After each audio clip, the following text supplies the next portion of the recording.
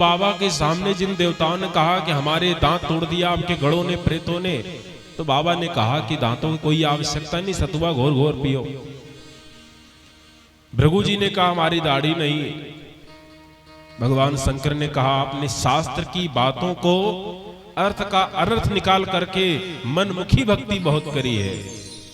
माने इतिहास पुराण आदि वेद शास्त्र विधिम बिना आपने भक्ति तो करी है।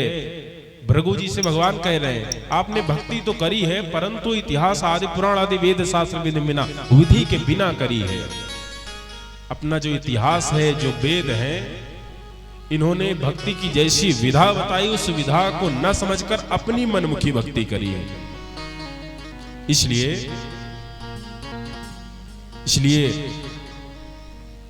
तुम्हें ये दंड मिला है।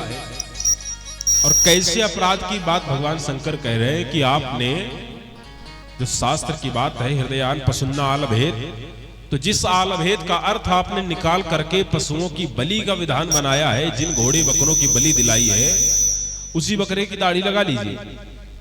जैसे भगवान शंकर ने ऐसे कठोर शब्द कटु वचनों का प्रवचन दिया, भृगु जी शर्मा के मुख नीचे कर लिए, क्योंकि हम आपके किसी शास्त्र पुराण में बलि की बात नहीं लिखी, हम आपने विधा अपनी इच्छा रूप बना लिया है।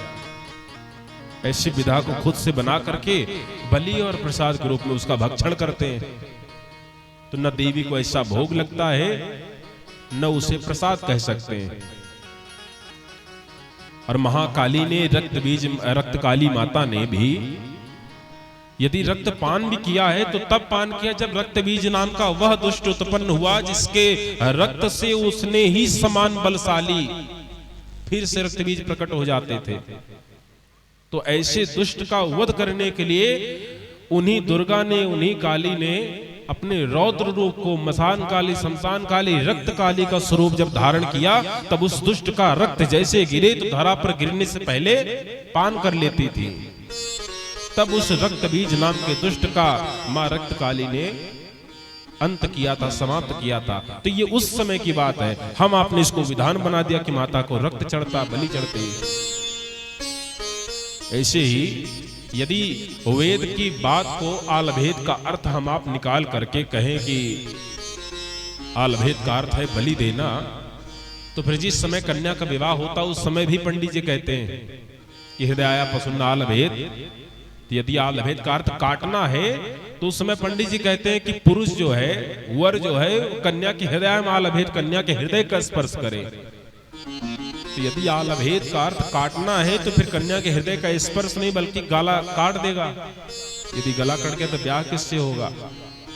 तो वहां आलभेद का अर्थ है स्पर्श करना, आलिंगन करना, ना कि काटना। और भृगु जी ने खुद से, क्योंकि वेद बिना गुरु के पढ़ने पर अर्थ का अनर्थ प्रकट कर देता है, इसलिए कुछ विद्याएं हैं जो हम आप पढ़ लेते इसलिए विद्वान नहीं बन सकते, जिनको गुरु के मुख से पढ़ा तब विद्वान बन सकते हैं। भृगु जी ने खुद से अर्थ का अनर्थ निकाल करके बहुत पशुओं की बलि दिलाई, इसलिए शंकर भगवान ने इनको फटकार लगाई। तो हम आपको भी यही शिक्षा प्राप्त होती है कि भक्ति करनी चाहिए परंतु मनमुखी नहीं, गुरुमुखी भक्ति करनी चाहिए। जो मन में आए वैसे नहीं करना चाहिए। भाव के आड़ में कुछ भी निवेदित करना धर्म नहीं है, कुछ भी निवेदित करना पूजा नहीं है। भगवान के भोग में धूप दीप नैवेद्य का ही वर्णन है। ऐसे भृगु जी को फटकार लगाई, भृगु जी के नेत्र नीचे हो गए।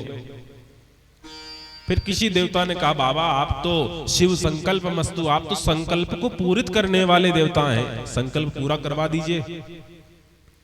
भगवान शंकर ने कहा कि भाई जिस यज्ञ में हमारा कोई स्थान नहीं तो हम स्थान क्यों लें?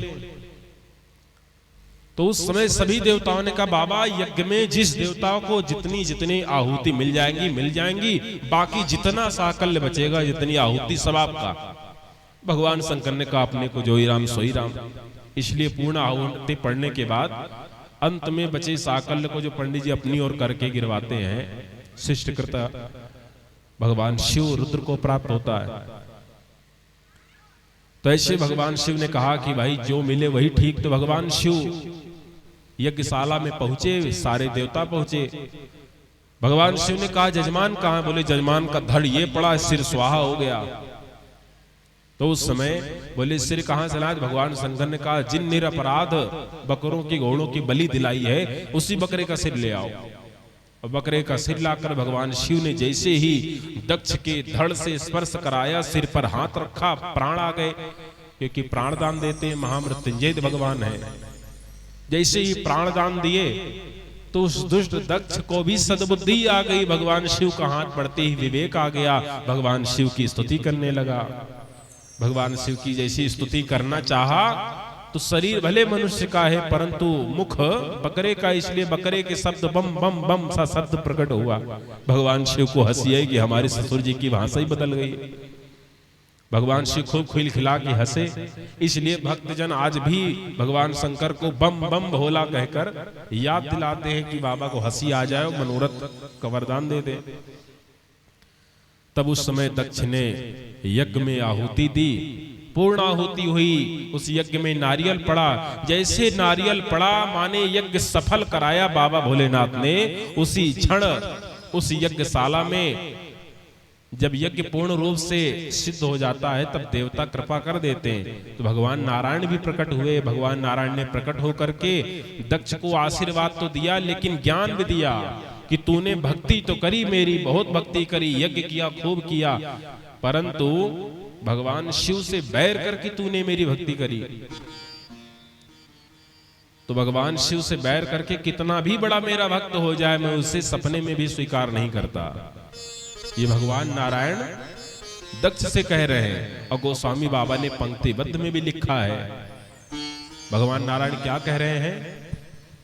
शिवद्रोही मम दास कहावा, शिवद्रोही मम दास कहावा, शिवद्रोही मम दास कहावा, शिवद्रोही मम दास कहावा, शिवद्रोही मम दास कहावा, शिवद्रोही मम दास कहावा, शिवद्रोही मम दास कहावा, शिवद्रोही मम दास कहावा, सोनर मोही सपने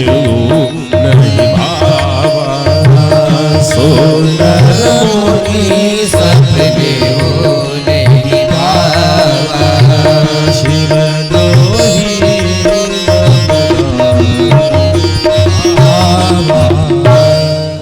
भगवान नारायण ने कहा कि शिव का द्रोही कितना भी बड़ा मेरा भक्त हो जाए मैं सपने नहीं भावा, सपने में भी मैं स्वीकार नहीं करता। अर्थ क्या है कि यदि नारायण की भक्ति करना है तो भगवान शिव की भक्ति इट्स कंपलसरी, माने अनिवार्य है, अति अनिवार्य है। ऐसे शिव की कृपा पानी तो भगवान नारायण की भक्ति द्वार है। एक दूसरे के द्रोही नहीं हो सकते। भगवान शिव की भक्ति माने राम की, कृष्ण की, नारायण की भक्ति होनी चाहिए। यदि भगवान नारायण की, राम की, कृष्ण की कृपा चाहना तो शिव की भक्ति अनिवार्य है। इतना कहकर भगवान अंतर्धान हुए। प्रेम से कहे यज्ञ नारायण भगवान के, यज्ञ नारायण भगवान अंतर्धान हुए। उस समय की तो घटना विश्राम हुई। फिर जो माता सती ने अपने देह का त्याग दिया था, उन्हीं माता सती ने अपने देह का त्याग करते समय भगवान से प्रार्थना किया था कि अब की मैं अपने पति की बिना बात माने चली आई हूं, कैसे जाकर उनको मुख दिखाऊं। तो अभी देह छोड़ रही हूं, परंतु वही शिव फिर मेरे स्वामी बने, मैं उनकी भामा बनूं, फिर उनकी सेवा मिले, ऐसा वरदान देना। तो निवेदन था भगवान से, इसलिए वही माता सती अब की हिमांचल की पुत्री पार्वती बनकर के प्रकट हुई। खूब तपस्या करी, वरदान में शिव प्राप्त भय, ब्याह भया है, अब की संतान भी हुई है। गणेश महाराज, कार्तिकेय महाराज, अब की पूरा परिवार सजा है। प्रेम से कही शिव परिवार की जय, श्री शंकर भगवान के जय हो। ऐसे भगवान शिव के अग्रिम परिवार सजे हैं। तो ये आकृति देहूति प्रसूति की वंश परंपरा का वर्णन हो गया।